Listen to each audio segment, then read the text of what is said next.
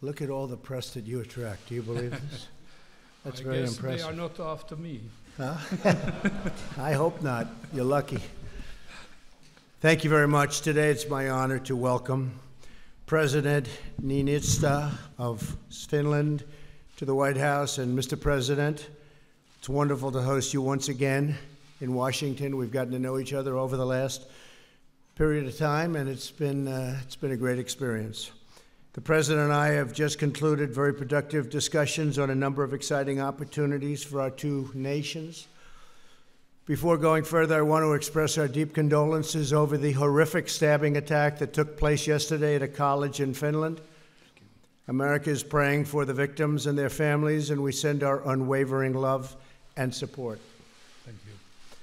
The American and Finnish people are linked by an abiding commitment to self-government, individual rights, democracy, and the rule of law. This past May, our country celebrated the 100th anniversary of America's recognition of the independent nation of Finland in 1919.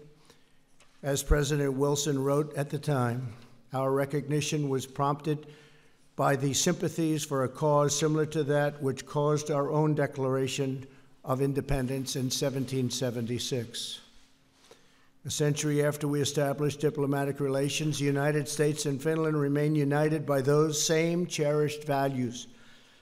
Central to this effort is our nation's close cooperation on matters of security and defense. Although Finland is not a member of NATO, save a lot of money.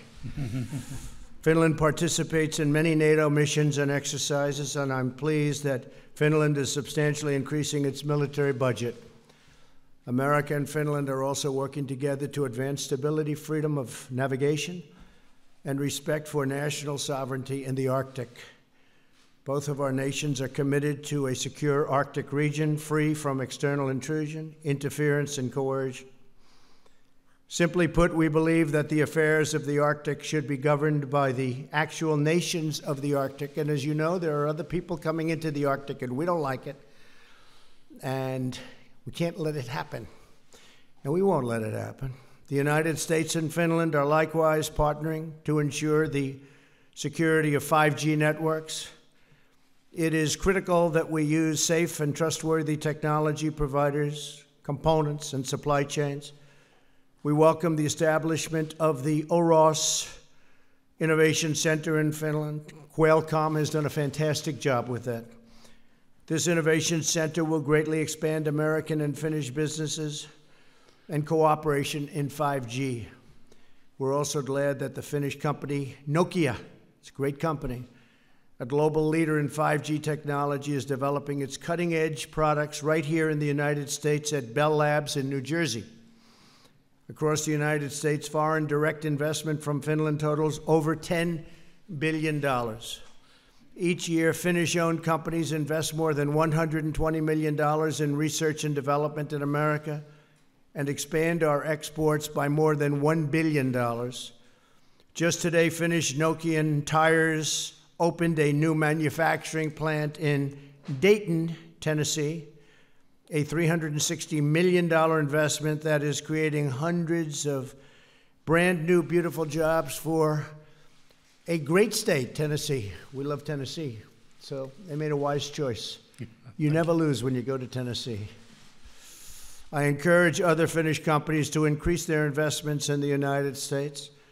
There has simply never been a better time to do business in America. We have passed the largest tax cuts and reform and also regulation cuts in the history of our country.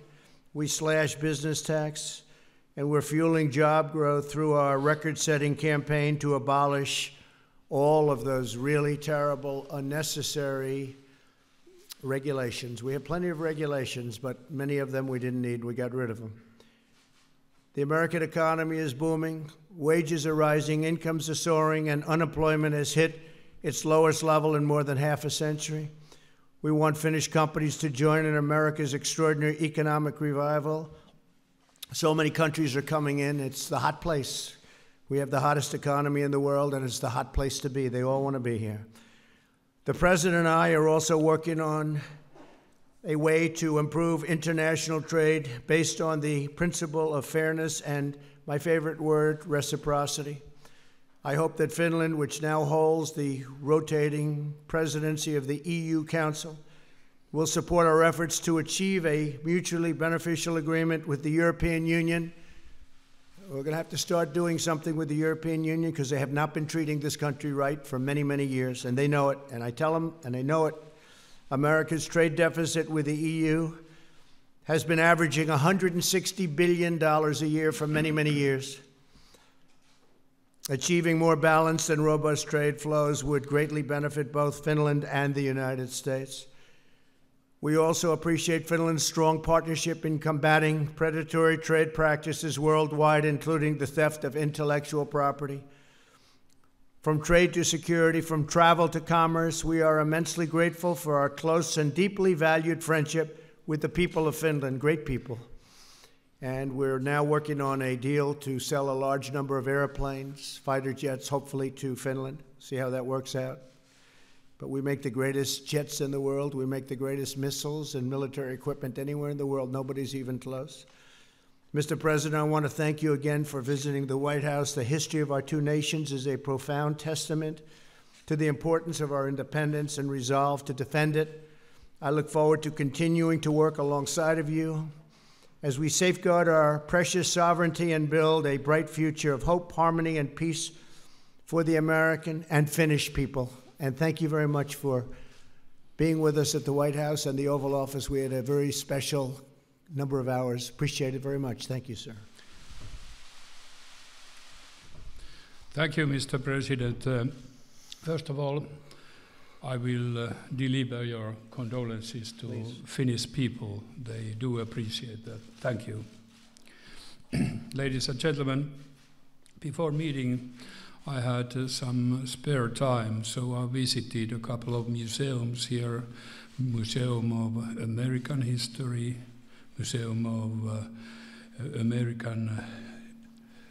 African History, and Museum of American Indian History. And in addition to that, I had a possibility of attending ceremony in Arlington. Mr. President, you have here a great democracy. Keep it going on. We had a very good discussion with the President. Like you mentioned, our diplomatic relations are 100 years old. During that time, we have developed our cooperation a lot, not only in official meetings like this, but American and Finnish people, scientists, for example, meet each other, cooperating, working together. We have quite a lot of cooperation in security sector, also in defense, because I think that we share the feeling that the most important thing for the nation is to guarantee security to its citizens. And that is the starting point for Finland also to this cooperation. I wanted to take up with the President the importance of transatlantic cooperation. Well, we all know Europe needs USA. But I say that USA needs also Europe. We know the price of everything. We should recognize also the value of everything.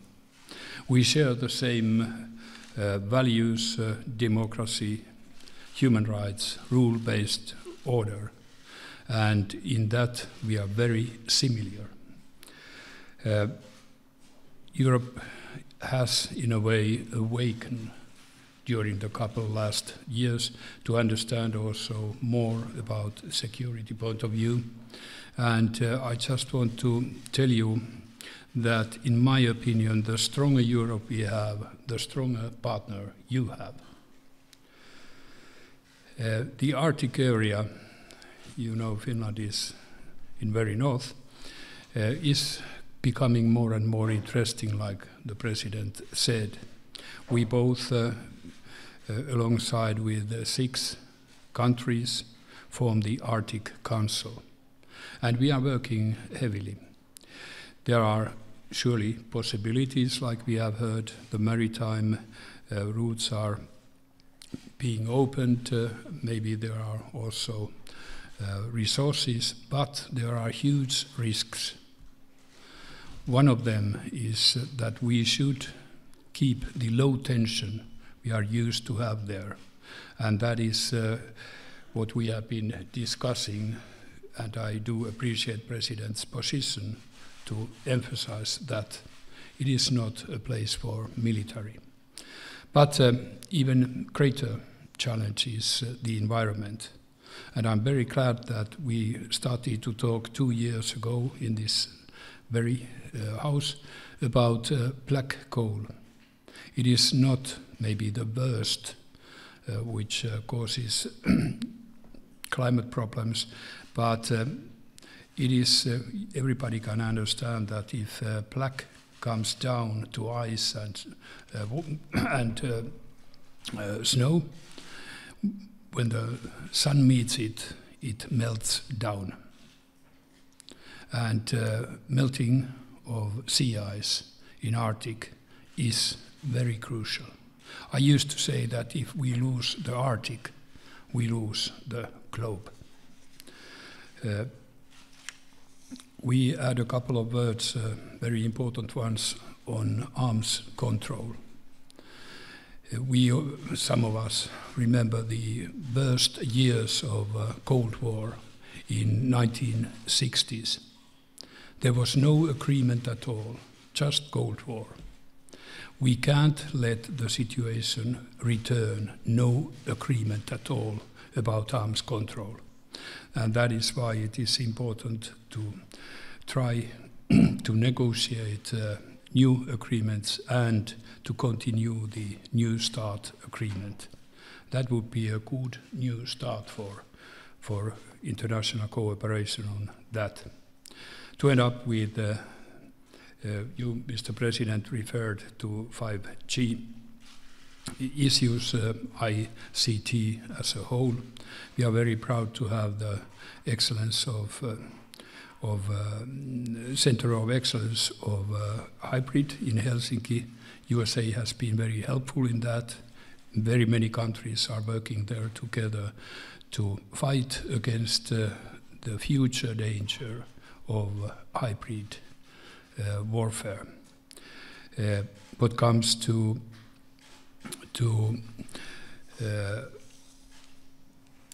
providers in that area, I am not very willing to point out any country or company. We are now maybe a bit late from USA in EU making a risk assessment. It will be prepared in 1-2 weeks' time, and after that we are in a place that we have to choose the tools to protect us. Mr. President, I want to thank you very much for having a possibility of meeting you here. It is very valuable, and I found our discussions very open, very interesting, and giving a lot to my little country. Thank you, sir. Thank you.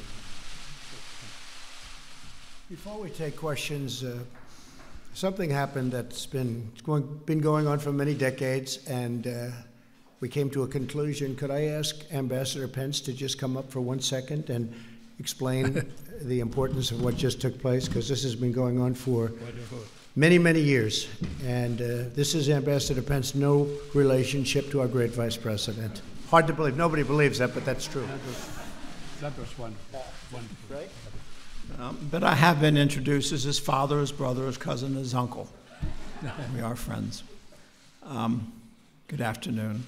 When I arrived in Helsinki about 1.5 years ago, there were a stack of papers on the desk, a couple of which concerned indigenous peoples from the southwestern United States, Arizona, Colorado, including probably most predominantly, but generically I referred to them as Hopi Indians. They were one of the group. In 1895, a lot of their remains had been excavated and removed, along with about 500 artifacts to Finland. And there they've remained despite a lot of activity to get them back. And I'll just jump to the end and say through the good offices of our State Department, but in particular, President Niinistö and his entire team, we've secured a mutual agreement whereby all of those remains, including a number of petrified bodies, will be going back to be put back where they were buried. So it's special to us, and I think it's probably special to indigenous peoples everywhere around the globe, that we're all concerned about paying appropriate respect to those who have departed before us. So thank you both of the presidents for supporting this. Thank you, fantastic, Jeff. Thank you, be careful. Thank you.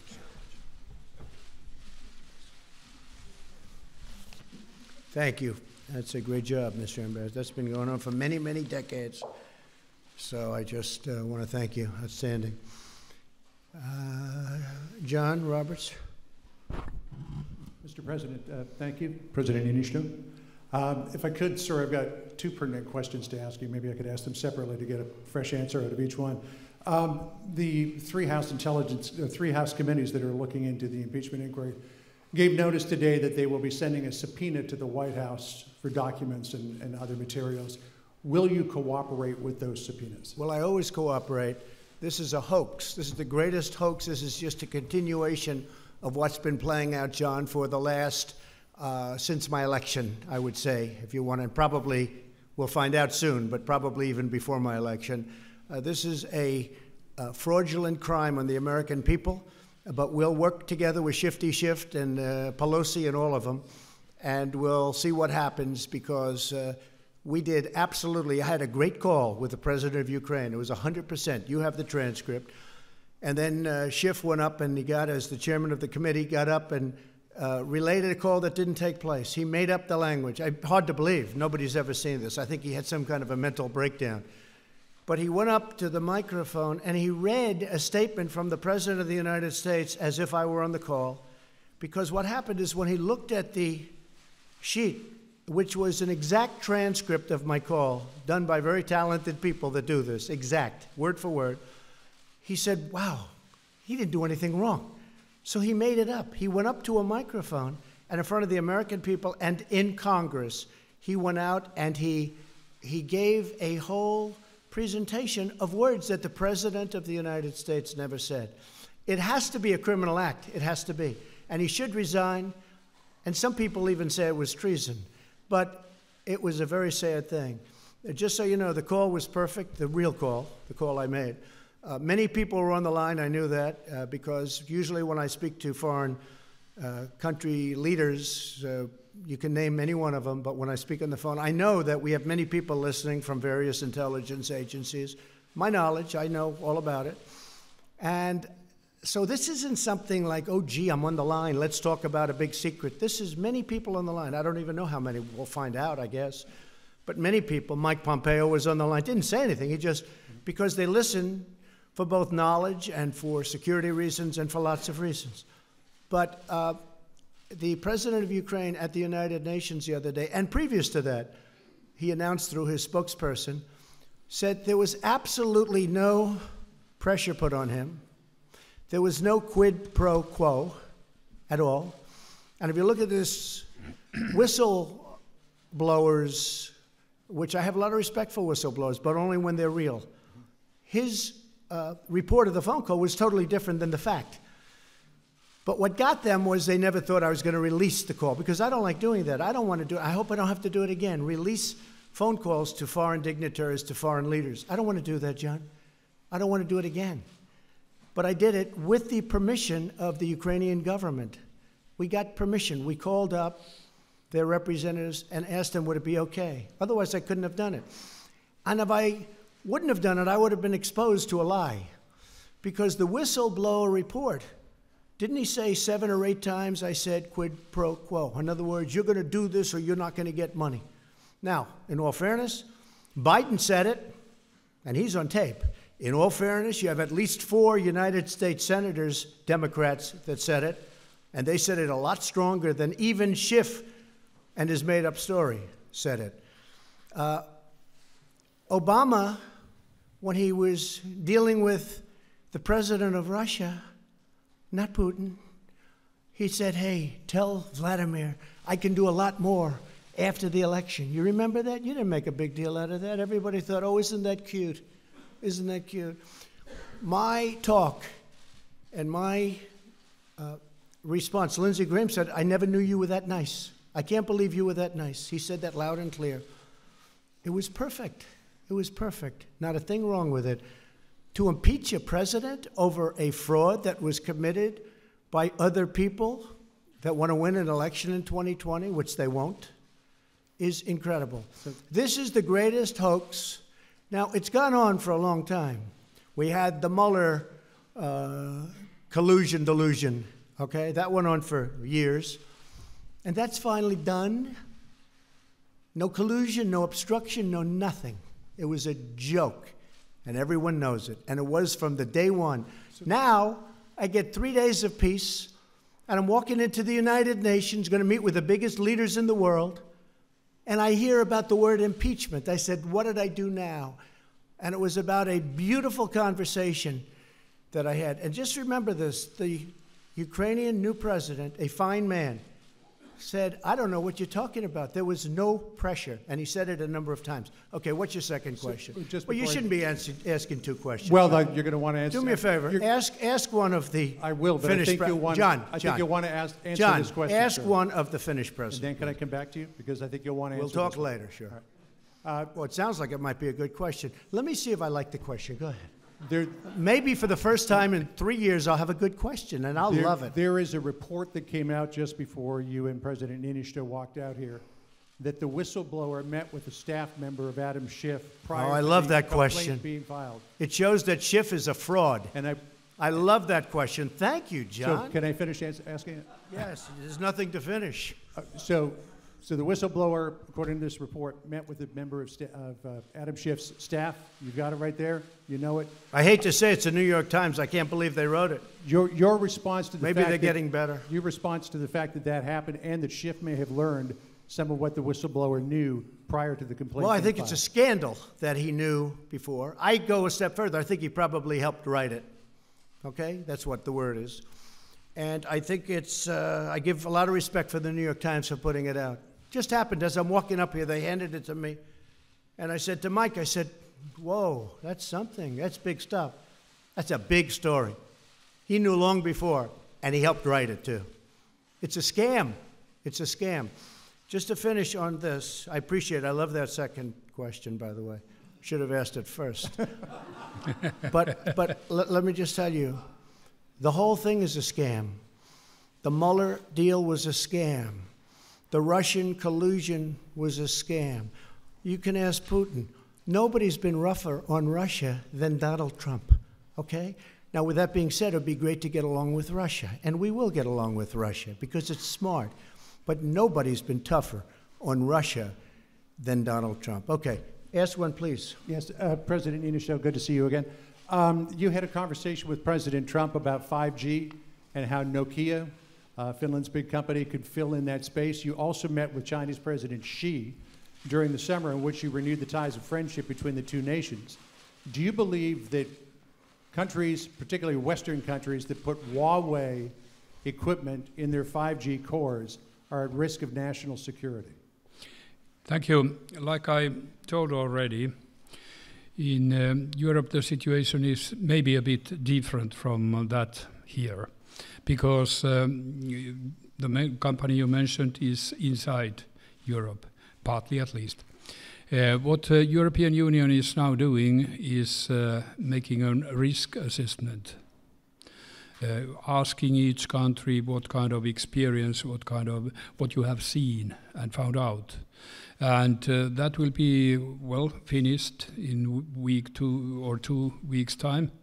And after that, we have to decide together in the European Union which kind of tools we need to protect ourselves.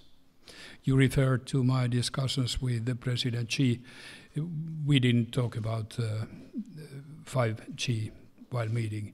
And we all know Nokia is a major factor in this area. They will answer for themselves. Thank you. You please. Pick somebody who's really nice from Finland. No, you have a really Finnish, nice person? Finnish. I think they're all nice in Finland. Are there Finnish reporters? Just two. Okay. Uh-oh. Did I? Wait a minute. Yes. I'm Mari Karppinen from MTV News Finland, and I have one question for President Trump and one question for President Niinistö. First, Mr. Trump, how will this political storm affect the U.S. foreign policy, especially its relationship with Finland? And second, for President Niinistö, because this is the biggest issue here at the moment, I have to ask, what kind of favors has Mr. Trump asked from you? Or the other way around, you mean? What favors I asked, or I think you mean asked? the other way around. Both ways, okay. So the political storm, I've lived with it from the day I got elected. I've done more, and this administration has done more than any administration in the history of this country in the first 2.5 years. I'm used to it. For me, it's like putting on a suit in the morning. People have said to me, how does he handle it? Rush Limbaugh said, I don't know of any man in America that could handle it. Sean Hannity said the same thing. Others have said the same thing. I don't know any man in America because it's all a fraud. And because of that, and because I know that I'm right, and because I'm doing a great job for the American people, I'm very, very happy living the way I'm living. I thought that I would finish off the first term without the threat of people making false claims. But this one turned out to be incredible, all because they didn't know that I had a transcript done by very, very talented people, word for word, comma for comma, done by people that do it for a living. We had an exact transcript. And when we produced that transcript, they died. Because you look at the whistleblower statement, and it's vicious, vicious. And that whistleblower, there's no question in my mind that some bad things have gone on, and I think we'll get to the bottom of it. I think it's going to be a total reversal. But I've lived with this. I've lived with this cloud now for almost 3 years. More than that, because it probably started even before. And I think nobody has done what I've done when you look at tax cuts and regulation cuts and rebuilding our military and right to try. That means people that are terminally ill and very sick have the right to use our medicines, our great medicines, because we're so far ahead of every other country. So many things that we've done. Our vets are now taken care of. We got choice. Nobody thought we could ever get choice. That's when you have to wait online as a vet. You go outside, you get a doctor, we pay the bill. You don't have to wait for 3 weeks to see a doctor if you're a vet. We cherish our vets. At least this administration does, but for many years they didn't. But I take care of the vets. No administration has done, and I've lived with it from the day I got elected. So I'm just fine with it, okay? Please. Yes. We had a conversation and discussion on a very equal basis, which is, I really appreciate that. Well, I had one request specifically. I wanted the President to take more notice on transatlantic relations, because I consider it's useful both for USA and Europe. Well, we were discussing also trading. I told the President that the big purchase we are doing on fighters will be finished in 2 years' time. We have 5 different candidates, 3 from Europe and 2 from United States. He answered that ours is best. Jeff, go ahead. Thank you, sir. Jeff Mason from Reuters. Mr. President, I'd like to ask you about your use of the word treason. You've used it repeatedly in the last few days. Do you consider anyone who opposes you treasonous? No, I consider when they lie, when they stand before our great body in our great chamber, and they make up a story that's fiction, like Schiff did. He took that perfect conversation I had with the Ukrainian president, and he made it into a total lie. It was a total fabrication. And you do admit that. It was a total fabrication. He said this is what, and the only ones that don't like my conversation are the ones that never read it, but they heard Shifty Schiff. That's what I call a lie, and because of the fact that he's lying about the President of the United States and as to what the President says. You know, I believe it or not, I watch my words very carefully. There are those that think I'm a very stable genius, okay? I watch my words very, very closely.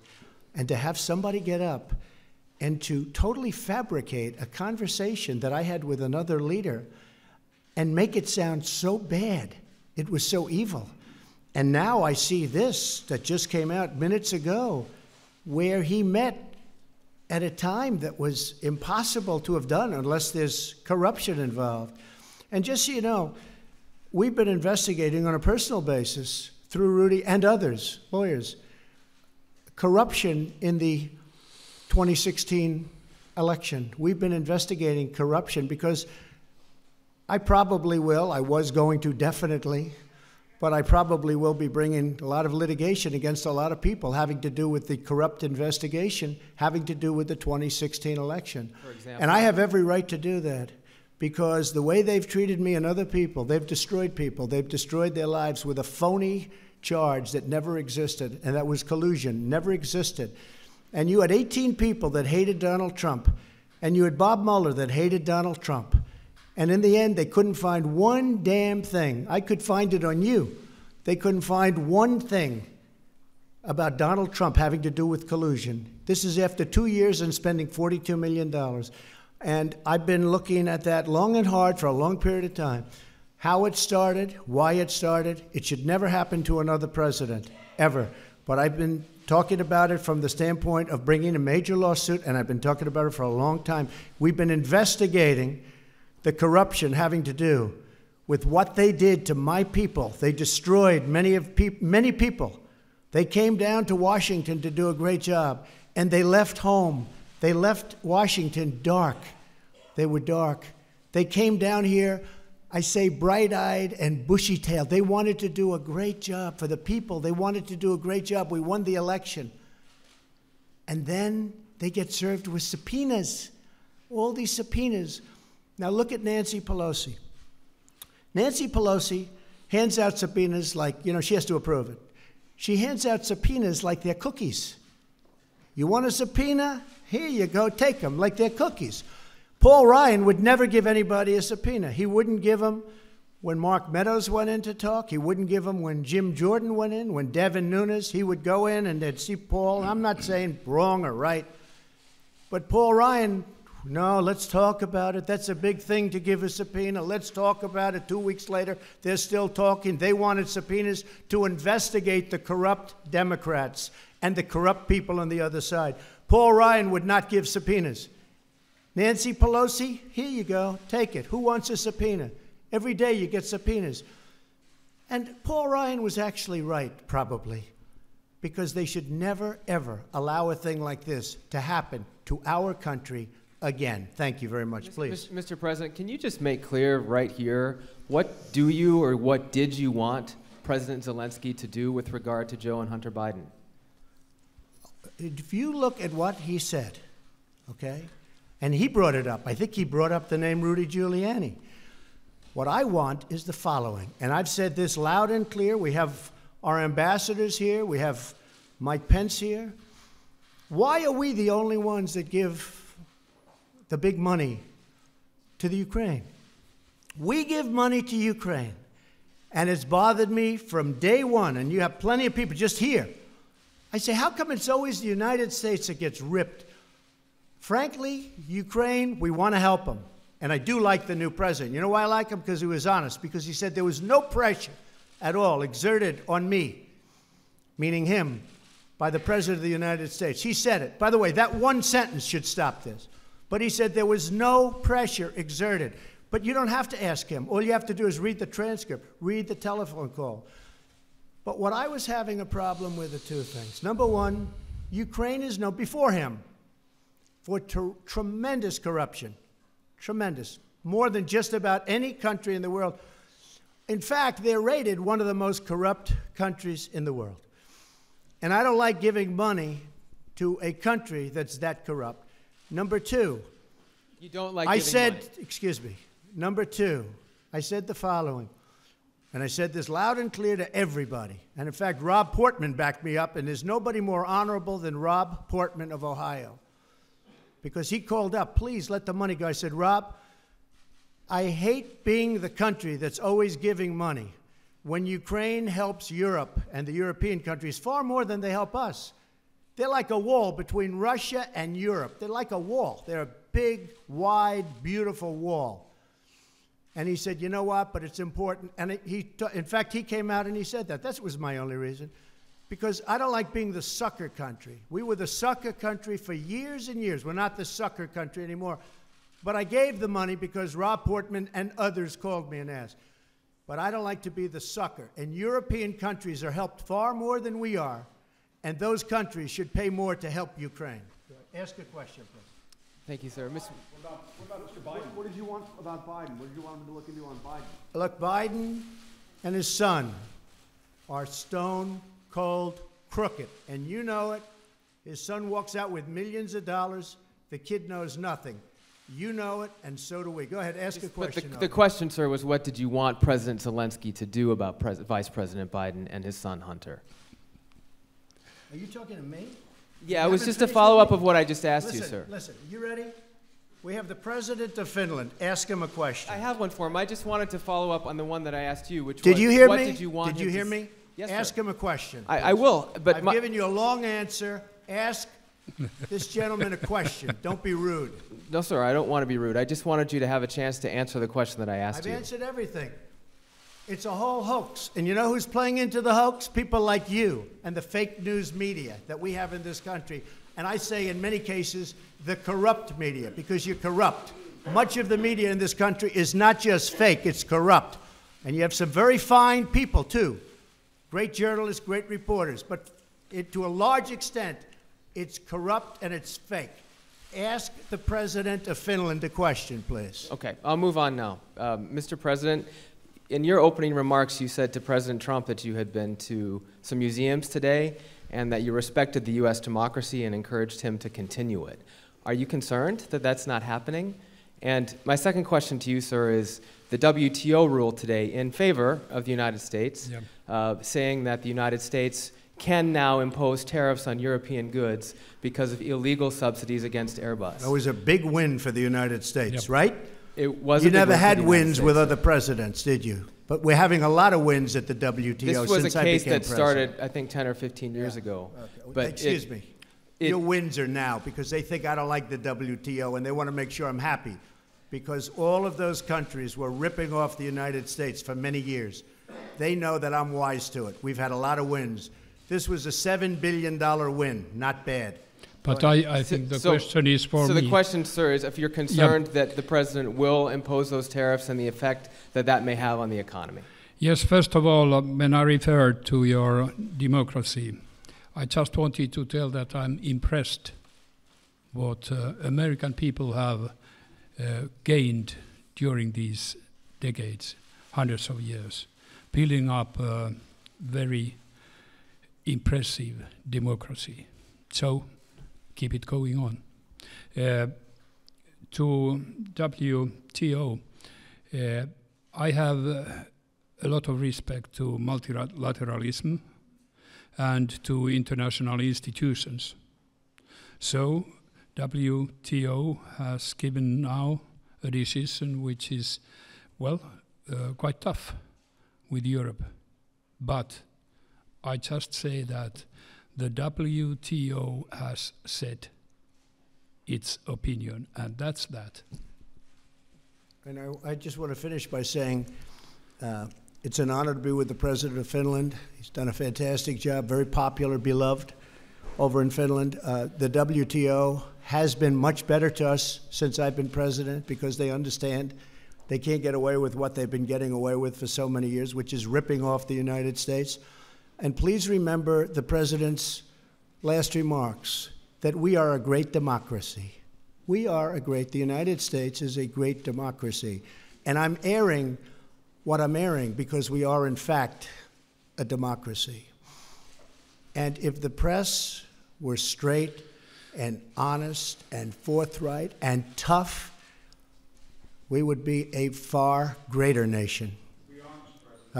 We would be a far greater when we don't have the CNNs of the world who are corrupt people. Thank you very much, everybody. Yep.